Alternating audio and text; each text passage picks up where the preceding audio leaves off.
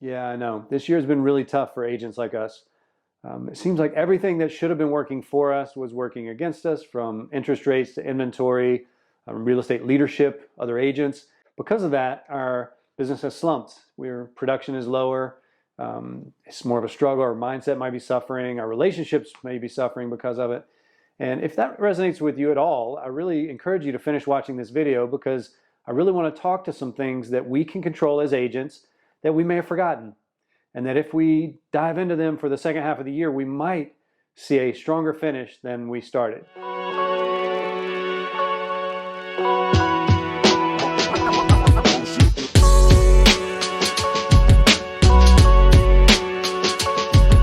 My name is Kevin, and I've been in real estate for almost 20 years, and I've been through some ups and downs, as I'm sure you have, and I want to share my perspective of things that you do control that might help your business for the next 6 months. And through this video, I'm going to give you like 4 things that you already know, but they're maybe from a different perspective. Maybe there's something you've forgotten that you should start doing again. Perspective, I think, will help you, and that's why I'm doing this video. So without further ado, if you're ready, let's dive in and let's really change our mindset. Let's control what we control, and let's finish this year stronger than we started.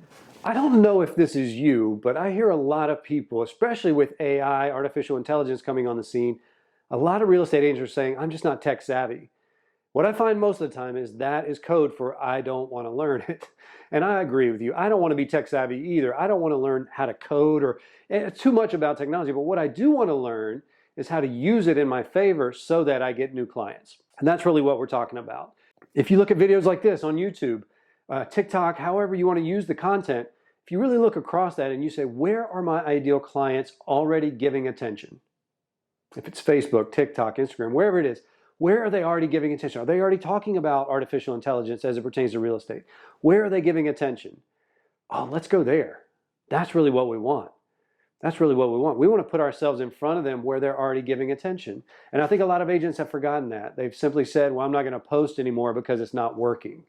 And maybe it's not that you're posting, it's what you're posting. If you want to really dive in, you want to say, okay, what does my avatar need? Am I putting content on this tech platform that they're consuming and they're saying, wow, that was valuable?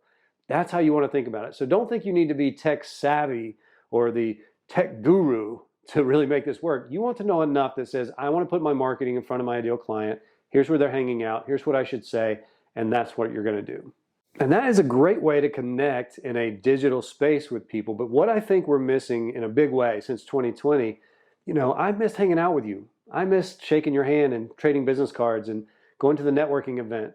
I missed all that. So I think we forgot about our network and how to build it. And it's not just the network that we already have. The SOI, sphere of influence, is very, very important. We're talking about meeting new people.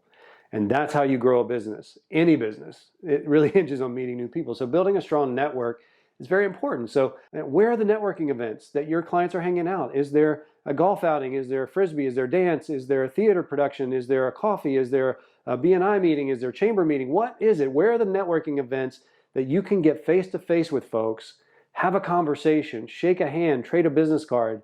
Where are those events? Because that is what people are hungry for now.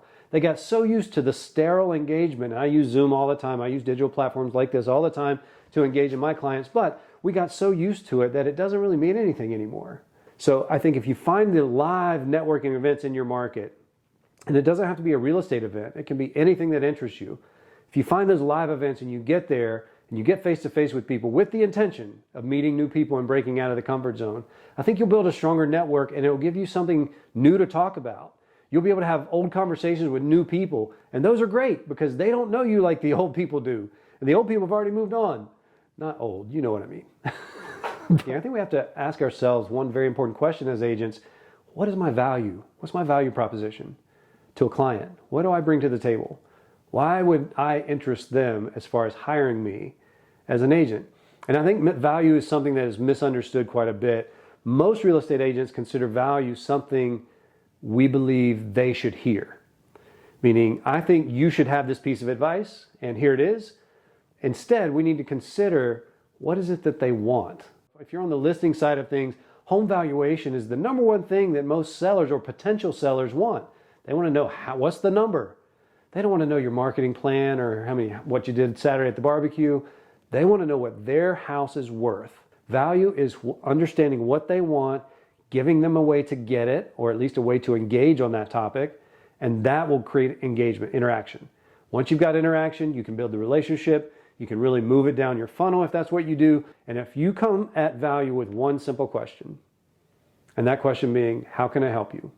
They'll tell you, people will tell you, they'll tell people like us if we are sincere about it. So I think when it comes to value, I really want you to dive into having value as it pertains to what the potential client wants. Not what they need, what they want. And lastly, I think we've lost touch with our client experience. In the summertime, it's very hot where I live. I live in the southeastern United States on the beach, and it's very hot. And one of the things that I lost touch of was when it's very hot and I'm showing property, I need to bring water. Because it's inconvenient to pull into a store and everybody get out and who pays and all this, and it takes time and all that. Of course I did that, but what if I just brought water?